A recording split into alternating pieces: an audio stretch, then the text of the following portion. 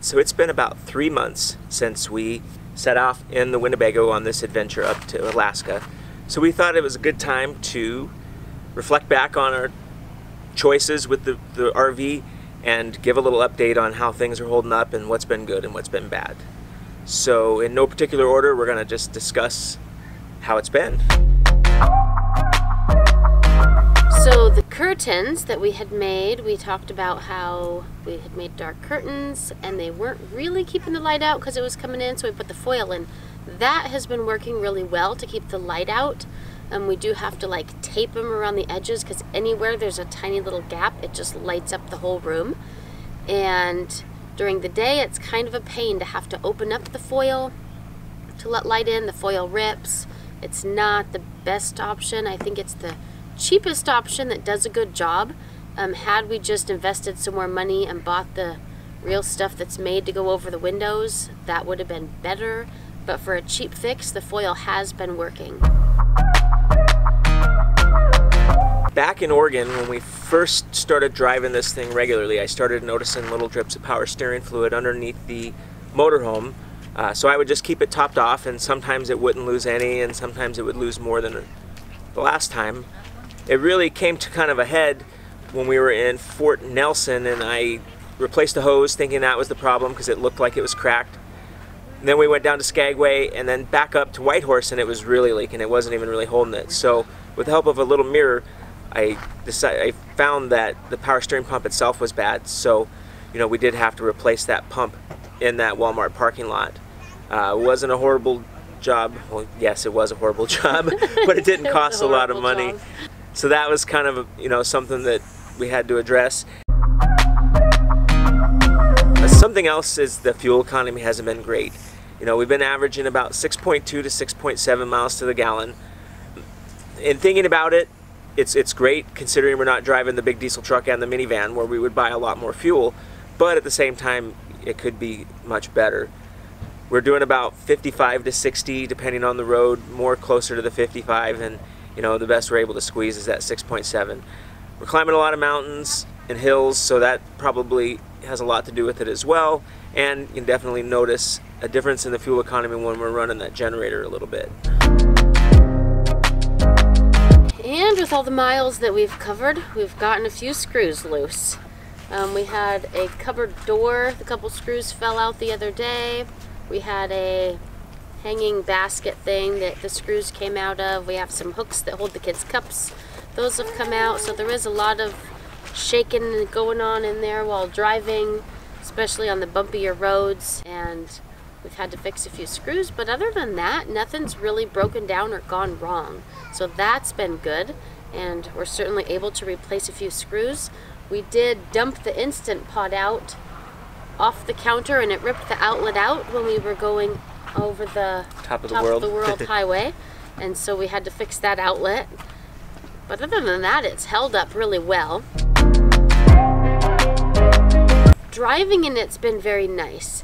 Even with the lesser fuel economy, not having to have two vehicles and not having to buckle up in a car where you're just confined to your seat has been very nice on moving days, except for him. He's still buckled in the front seat driving, but the rest of us can sit at the table and play board games or have a snack or do whatever, so it's a lot more comfortable. For us, we have not felt like it's been a lot of driving. He's probably felt it more because he's the one doing all the driving. And just as a reference point, I want to say since we've set out in Oregon, it's been about 6,000 miles or a little bit more. I think we're at 109,000 and some odd miles. The RV had 103,000 miles on it when we bought it, and the majority of those miles have been down to Oregon and then up on this trip. So probably getting rounded about 7,000 miles. So with that many miles, it's been really nice to not have two vehicles. But it is a very tight space, and we definitely are ready for more space. A couple of the boys have to share a bed. They've alternated and taken turns on who's sharing the bed. But they're definitely ready for their own beds and their own space. Their toy space is very limited. Just moving around and getting to stuff is cramped. So along with just being more comfortable to travel in, we can also get into more places, which has been really great. We've gotten down sharp little windy roads into some great boondocking spots that we could not have with a trailer, or we couldn't even have ventured in there to see if it was possible with a big trailer because we'd be worried about how to get back out. When you just see this narrow little dirt road with trees on both sides, we know that we can back out or find a small space to turn around, but with a fifth wheel there'd be no way we would even venture down those roads. So that part of it has been great. And once we pull into a place, the setup is easy. It's got the hydraulic jacks. We're not unhooking the fifth wheel from the truck. We just pull in, set up, we're done. There's no work involved unless we want to put out the awning. There's nothing. Everything's just there and ready to go. So that's been great. And the hydraulic jacks have been so great because this thing moves when you walk around, or if you roll over in bed, or somebody gets up in the night to go to the bathroom. It does not shake the whole Winnebago like it does in the fifth wheel. The whole thing moves even with the jacks down. So I have enjoyed that. It feels more stable, like a house, than just shaking all the time. On the nights that we've been just pull into Walmart or something and camp for the night and we don't put the jacks down, we definitely notice it. And I do try to put them down whenever we're even at Walmart, if not to level, just to kind of give it some stability.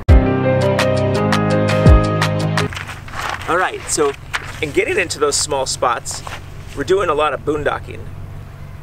Last time we had hookups was in Fairbanks, and before that it had been Skagway. So there was a more than a month gap between when we actually were in a campground or RV park hooked up to anything, electricity, water, sewer. Before we launched, we installed a small solar setup on this motorhome to complement the generator, make it so we have to use it a lot less.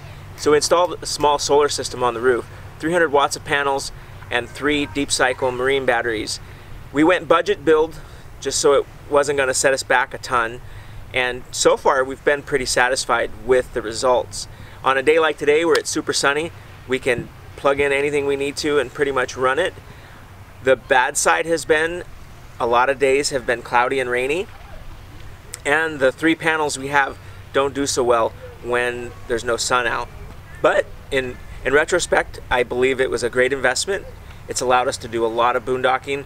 It keeps our computers and cameras charged. We use it to run our Instant Pot. If I were to do it over, I would probably go with the same setup, but maybe an extra panel or an extra battery or both, just because the added expense wouldn't have been that much more compared to what we already have into it. But it works great.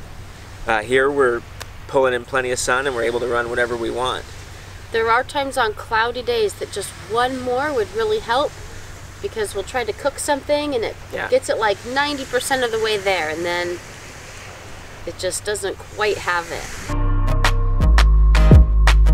It's been real nice with such a small vehicle too, because we've found smaller gas stations that we would never attempt to get in with the fifth wheel to get to dump, use their dump station, or to fill up with water.